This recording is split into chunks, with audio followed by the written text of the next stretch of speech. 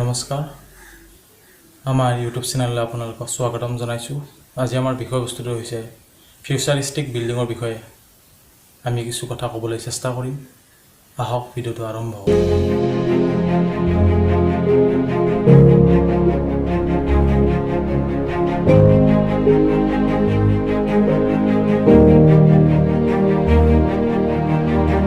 Rafale city চংইন। এইটো building চাইনাৰ চংইন চহৰত বনোৱা হৈছে। এই বিল্ডিংটো বনোৱাৰ আগত 6টা টাৱাৰ 28টা ভাগত মহলা বনোৱা হৈছে। তাৰ পিছত টাৱাৰটোৰ ওপৰত গোল ঘূৰণীয়া স্কাইবোৰ্ড বনোৱা হৈছে। তাৰ বাবে এই বিল্ডিংটোৰ ভাল আৰ্কিটেক্সাৰ বিল্ডিং হিচাপে পৰিগণিত আৰু অত্যাধুনিক ডিজাইনৰ বিল্ডিং হিচাপে জনাজাত। স্কাই বিল্ডিঙৰ দীঘল 300 মিটাৰ। এই স্কাই বিল্ডিঙৰ ভিতৰত ৰেষ্টুৰেণ্ট, ছুইমিং পুল, জিম হল, ক্লাব আৰু ধুনীয়া বাগিচা আৰু অত্যাধুনিক সুবিধা আছে। এই স্কাই বিল্ডিংটো দেখিবলৈ বৰ ধুনীয়া আকাৰ কাৰণ এই স্কাইৱাক বিল্ডিঙত 300 গ্লাছ পেনেলছ আৰু 5000 এলুমিনিয়াম পেনেলছ লগোৱা হৈছে। এই বিল্ডিংটোৰ টাৱাৰৰ ভিতৰত luxurious hotel, residential presence, office, shopping centre আৰু বিভিন্ন ধৰণৰ সুবিধা আছে। বাকী এই বিল্ডিংটোৰ 2 টাৱাৰত হেলিপেড বনোৱা হৈছে। কোনো ধৰণৰ VIP ব্যক্তি আৰু স্কাই বিল্ডিঙৰ ভিতৰৰে প্ৰৱেশ কৰিব পাৰিব আৰু আনন্দকীয় বিলাসী জীৱন যাপন কৰিব পাৰিব। এই বিল্ডিংটো 2013 চনত বনোৱা ষ্টাৰ্ট কৰিছিল আৰু 2020 চনৰ প্ৰথমতেই বনোৱা শেষ হৈছে। স্কাই পাৰ্ক বিল্ডিং ফ্ৰেন্স। এই বিল্ডিংটো ছিংগাপুৰত অৱস্থিত। এই বিল্ডিংটো বনোৱাৰ আগত 3টা টাৱাৰত 52টা ভাগত মহলা বনোৱা হৈছে। এই 3টা টাৱাৰৰ ওপৰত স্কাই ৱাক বনোৱা হৈছে। এই স্কাই ৱাকৰ ওপৰত এটা ডাঙৰ ছুইমিং পুল বনোৱা হৈছে, য'ত আপুনি ছুইমিং কৰাৰ লগতে আপুনি ছিংগাপুৰৰ সকলো ভিউ চাবলৈ পাৰিব। এই ছুইমিং পুল পৃথিৱীৰ সকলোতকৈ ধুনীয়া ছুইমিং পুল হিচাপে জনাজাত। এই স্কাই ৱাকৰ ওপৰত সকলো ধৰণৰ সুবিধা আছে, য'ত ৰেষ্টুৰেণ্ট, জিম, শ্বপিং, ক্লাব সকলো ধৰণৰ এনজয়মেণ্ট কৰাৰ সুবিধা আছে।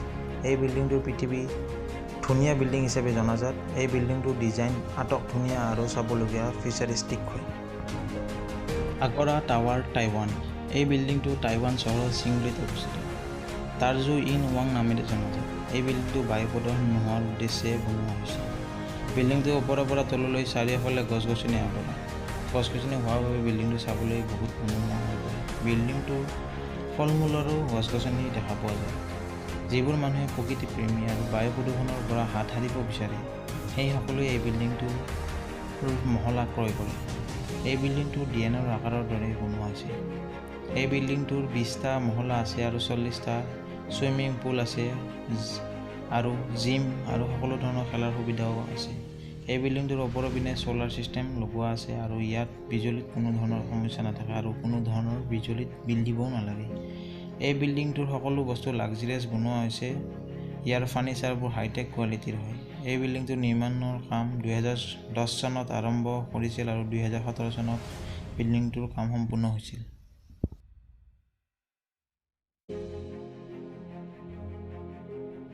এনুম্ব্ৰা ফ্ৰান্স নিবাসী ছাত্ৰ এজনে নিৰ্মাণ কৰি ওলোৱা এটা উইণ্ডো ছিষ্টেম, যিটো হয়তো কোনো লোকে কৰিব পৰা নাই।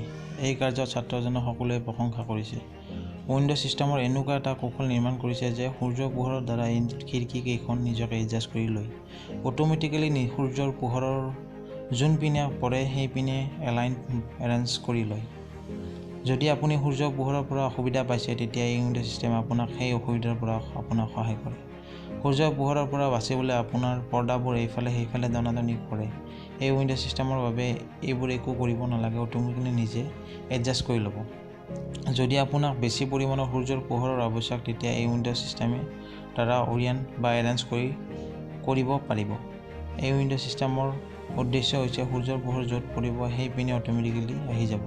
সূৰ্যৰ পোহৰৰ দ্বাৰা এই উইণ্ডো ছিষ্টেম খোল খাব আৰু বন্ধ হ'ব। Dynamic tower. এই বিল্ডিংটোৰ বনোৱা কাম 2020 চনতে শেষ হৈছে। এই বিল্ডিংটো ডুবাই চহৰত অৱস্থিত। এই বিল্ডিংটো ইটালিয়ান আৰ্কিটেক্সাৰ ডেভিড ফিচাৰে বনাইছিল। এই বিল্ডিংটো 80টা মহলা এনেকুৱা বনাইছে যে ইয়াৰ যিকোনো ফ্ল'ৰবোৰ আপুনি 360 ডিগ্ৰীত ঘূৰাব পাৰিব। এই বিল্ডিংটো সকলো সময়তে ঘূৰি থাকে, তাৰ বাবে এই বিল্ডিংটো দেখিবলৈ অতি মনোমোহা আৰু চাবলগীয়া হৈ পৰে। প্ৰথমবাৰৰ বাবে যদি এই বিল্ডিংটো আপুনি দেখে, তেতিয়া আপুনি হতবাক হৈ পৰিব। বিল্ডিংটোত কি চলি আছে আপুনি চাই আচৰিত হৈ পৰিব। এই বিল্ডিংটোৰ ৰাতি দেখিবলৈ আৰু ভাল লগা হৈ পৰে কাৰণ ৰঙীন লাইটেৰে ভৰপূৰ এই বিল্ডিংটো যেতিয়া ৰাতি ঘূৰিবলৈ আৰম্ভ কৰে তেতিয়া লাইটৰ বাবে চাবলৈ আৰু ভাল দেখি প্ৰথমে মানুহে ঘৰৰ ভিতৰত এটা দৃশ্য দেখি বৰ বা আমনি হৈ যায়। তাৰ বাবে ডেভিড ফিচাৰে এনেকুৱা বিল্ডিং বনাইছে যে যিকোনো ফ্ল'ৰ যিকোনো ঠাইত ঘূৰাব পাৰিব আৰু এঠাইৰ পৰা ডুবাই চহৰৰ ৰেগিস্তানৰ ভিউ চাব পাৰিব।